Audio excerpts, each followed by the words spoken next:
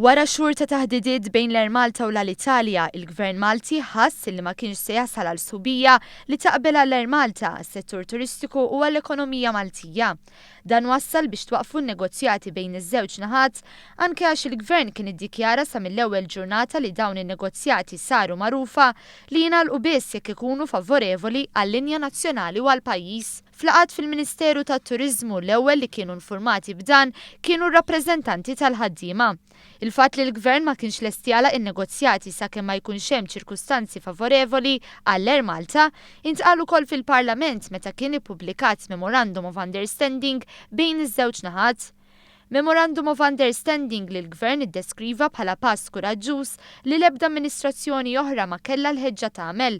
Fuq kollox minkejja li dawn in-negozjati twaqfu, il-Gvern iddikjara li mhux se jaqta' qalbu u se jibqa' għaddej bil-pjan tiegħu li jġib lil Malta kummerċjalment vijabbli.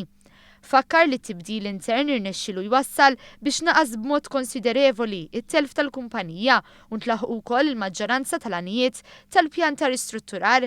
Kien irrimarkat ukoll kif ittieħdu deċiżjonijiet kummerċjalment importanti u bżonjużi li suppost kienu ilhom li ttieħdu snin twal.